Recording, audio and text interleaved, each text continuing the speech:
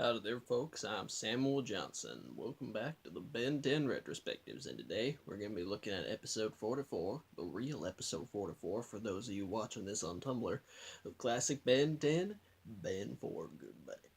Okay, I'm not going to be doing that voice throughout this whole vlog, but I will again be talking about the episode. And in this episode, the Tennysons are driving off-road, kind of a back road, so to speak, and the Rustbucket at this, and for some reason in this episode, the Rustbucket is just kind of starting to show. Excuse me, I just had to pop. But the Rustbucket's kind of having all these problems throughout it, like apparently they're not getting a radio signal because of their location. It takes all three of them to flush the toilet by doing all these complicated whatevers. And pretty much it's just everything, and even at a later point when Ben opens up the freezer, he's shot with a bunch of ice cubes or whatever. But anyway, while driving on the road, they're passed by this new RV that looks nicer and everything, but it turns out it's being followed by these three carjackers, who you later learn are called the Road Crew. Their names are Baron Highway. I don't remember. I actually don't remember their names. I think one's name is Turbine, Road Rage. Yeah, Baron Highway, Road Rage, and Turbine. That's their names. Yeah. Anyway, they are trying to get. They're trying to get this guy. They're trying to get this guy's new RV. So the Tennysons, of course, intervene. They manage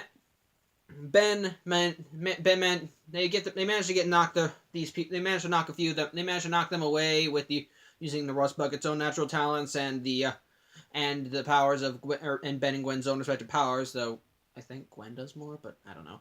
Well, anyway, while the Road Crew are prevented from getting this other guy's RV, their leader, Baron Highway, is actually impressed with what the Rustbucket could do, so he's now set his sights on getting it. And meanwhile, the guy who owns the newer RV, whose name is Wainwright, don't remember his first name. He, as a token of appreciation, he wants to get the Tennysons dinner, and so, they stop at a gas station, a diner, and that's where they learn the exposition about the Road Crew from the waitress there, who apparently the Road Crew have been stalking that roadway for as long as she can remember. Because they just go there. Anyone that drives on the road, they get them, steal their cars, and then just leave them there, and then just leave them. And in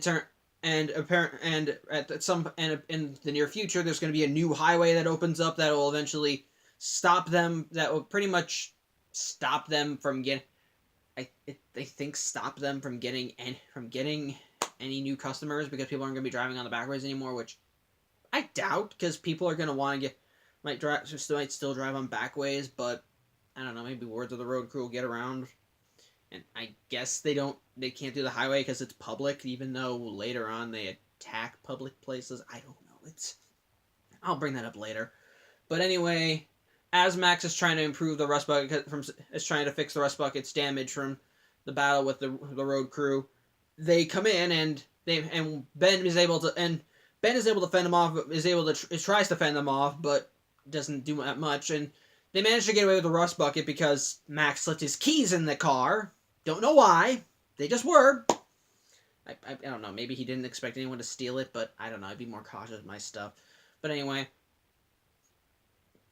they steal the Rustbucket. They soup it up. So they soup it up, and then they begin using it to commit crimes like robbing a bank and even robbing a train of missiles. Don't know why. And apparently these people can't deal with a bunch of souped-up carjackers. I don't know why, because they're... I don't know. Maybe you can make the excuse that for the bank, it was probably they were just standard security guards, but you're guarding missiles, and these souped-up carjackers are the ones that somehow beat you. I don't care if they're driving the Rustbucket, but you see them tied up. I don't care. They should have been at least a good match. With your transporting missiles, you gotta be a competent fighter. I'm sorry, I'm already getting upset, but anyway.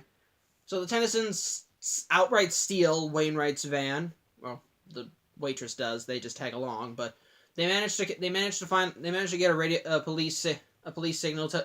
They manage to pick up a police signal that's the police. Yeah, police radio signal. I'm sorry, I'm blanking on the word. Pretty much is just that's telling them that's talking about the road crew trying to steal the missiles. So the Tennysons go there. Ben goes upgrade, tries fighting them off inside the train, and he's able to get the two. He's able to scare. He's able to scare off he's able to scare off the other two members of the road crew, whose names I've already forgotten. Unfortunately, Baron Highway is still in the Rustbucket, and he's already got the missiles, and they realize that he's planning on using it on the new highway, pretty much destroying it, and I'm guessing by the time they get it back, by the time they get it ready again, he'll already have people will be driving on their road again, and even if they do try and rebuild it, he'll probably just use the Rustbucket on it again on the new highway again. So they try fighting them off. The new RV doesn't really do much because it's an RV built for luxury only. But anyway, but the Tennysons are able to take out the two members of the road crew. By knocking them both off the road. Ben is able to get into the Rustbucket, but by the time he gets in, the tricks times out, and Baron Highway is just ready to do his plan. But unfortunately, Baron Highway didn't do one thing when he took over the Rustbucket. When he souped up the Rustbucket, he unfortunately did not. He didn't fix any of the kinks. So Ben is able to short out some of his electronics by messing with a few things in the Rustbucket. He's able to blind him by opening the fridge. Don't know how those are connected, but whatever. Yeah, it's a windshield wiper fluid. Somehow opening the fridge causes windshield wiper fluid to, I don't know. Any man just to knock him off his balance by using the freezer. So with him being pulled over, Max pretty much shoots him out a rocket chair. They manage to get all the road crew pretty much taken care of. Wainwright's RV is trashed, and honestly, I kind of feel sorry for him. And the RV and the Rustbucket's restored to normal. So I'm not gonna lie, this episode's not that great. It's not horrible by any means, but it's not that great. I think my biggest problem would be the road. Not my biggest problem, but one of my problems is the road crew. As I just mentioned, they're not that memorable. They're pretty much just high-tech hijackers. That's pretty much all they are. And they all got that stereotypical Southern accent right there, you know? And again, I'm sorry. I'm sorry if I'm being offensive to any people who do actually talk like the people who do actually have that accent or so forth. But there's really not much of the personality. There's really not much of the personalities. You got the leader, who's Baron Highway, the big guy. You got this one scruffy guy who talks like this and is obviously very dirty and smelly and all that. Even has like one butt and even has one large eye while one squinted, and then you got the chick. Like, that's really the only characteristics. They're all good with machines and so forth, but that's all they really are. Just kind of generic villains. Immediately, it's somewhat amusing seeing them go all out and just kind of see how, because they kind of do play up the whole how unsophisticated they are aspect, but otherwise not that creative. And then there's kind of the whole, hold on a sec, this is just kind of bugging me.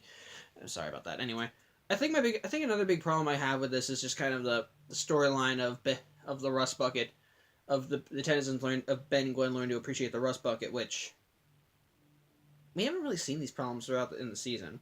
In fact, for the most part, the Rustbucket, while not really being perfect, has functioned properly throughout the whole season. And the more I think about it, the more it kind of seems strange that they would even have these issues, because the Rustbucket's supposed to be this highly advanced piece of plumber technology, which is one of the reasons why the road crew steals it. They soup it up and use its technology for their own nefarious gain. But for some reason, it's got all these problems that we haven't seen before. And I'm not saying that they probably were they might have been prevalent in the rest of the series, but if it was, they didn't do a good job of showing it. I don't know. Maybe it's just stuff. I don't know. Maybe. I don't know. It's not really that much of a big deal. It's just something that you kind of notice. And I think from just a story perspective, it's not that creatively really done. I know it's learning to appreciate appreciate what you have, but really that's kind of, it's not done that well. Mostly because I think Ben and Gwen would probably appreciate the Rustbucket enough. It's got all this high-tech, advanced equipment that has become useful. that's been useful in many adventures, getting on a Vilgax's ship, outrunning the Forever Knights, doing all this other high tech stuff, and yet they're kind of forgetting all that in favor of just looking at this crappy stuff, and for some reason they're not really concerned when the Rustbucket's stolen. Which even if they were gonna forget all that. And this is just kind of a little this personal thing, because even if they were going to forget all the high-tech stuff the Rustbucket is capable of, and the fact that it's plumber technology in the hands of people who are going to misuse it, all their stuff's there. I mean, even if I worked to ignore all that, if my RV was stolen, I'd at least be concerned for my own private property. And they're kids, so I think they would at least be. So I think they'd be at least a little concerned about their stuff. I mean, I would. If I was 10. But, no. Just glad to see it gone. I don't know. Personal nitpick on that one. But really, when it comes... Also, it's just kind of another thing. I think it's also kind of a bit weird for me is the road crew themselves. And they do show them to be capable fighters and somewhat incompetent in what they do. But I think there's just a little... They're not really that... Again, not that memorable. And even there's just some story for things that don't really add up in that regard. Like, for example, I mentioned how in the missiles the police just incompetent. Like, in the cases of the supervillains, I can understand that they're superpowered and they have superpowers that you can't deal with, but they're easily overtaken by two of these guys. They're just tied up. I don't know how. I think they would at least be more highly trained than that. I don't know. I'm sorry. I can't really think of anything to talk about for this episode, and I think that's the biggest problem. There's nothing that memorable about it. Like, I was having trouble... Like, I remembered the road crew. I remembered Ben turning into Upchuck in this episode, and that's another thing Ben does... This is kind of the episode... I think this and the next two episodes actually showcase some of the new aliens that Ben has unlocked throughout the season after the Halloween trilogy. And in this episode, we see more of Upchuck, that apparently he can't digest normal food. But we see Ben go Upchuck to fight them. I remember Ben going Upchuck for that, because that was like the third time in the series that we've seen it. I'm not gonna... I'd say third time because the movie had been aired before this, and I'm not gonna be talking about that till later because because it's actually kind of the last in the DVDs. So, sorry. Okay. Anyway, I'm getting sidetracked again. I remember the road crew stealing. I remember the road crew stealing the Rustbucket. I remember them souping it up. I remember them being I remember them being kind of being silly. I remember some... I'm not saying... Okay, maybe the episode's not completely forgettable, because I still remember stuff about it. I still remember stuff about it, and I remember... Just that the story's not that... I think that the story's not that it's not that well done. It's not that... I don't think the story's well done, and the villains aren't just that creative, in my opinion. They're just kind of forgettable. I didn't even remember I didn't remember any of their names. I remember they were called the Road Crew, but that's pretty much it. I even kind of forgot what they did with the Rustbucket. I knew they were going to use it to try and solve the highway, but I kind of forgot what they did with it when I was a kid. That's pretty much it. It's not that memorable, not that good of an episode, which sad to say, but it's true. Yeah, I can't really think of much else to say about this one. It was aired. Again, there's some nice action. I like seeing the road crew take advantage of that. Because again, it actually did show the talents of the road crew in using vehicles as weapons. In using vehicles as weapons, but otherwise, and so that, yeah, I'm not really. I'm sorry, I'm just kind of drawing a blank on this episode. There's not really much about it that I can't remember. So, yeah, not that good of an episode. Nothing horrible, but not that great either, so. Yeah. Thank you for watching. I'm Samuel Johnson, and tune in next week where we hopefully look at a more memorable episode. And, yeah, I remember it being very creative, just for some stupidity in some aspects, but that's for next week, so, again, thanks for watching. I'm Sam Johnson. I'll see you then. Take care.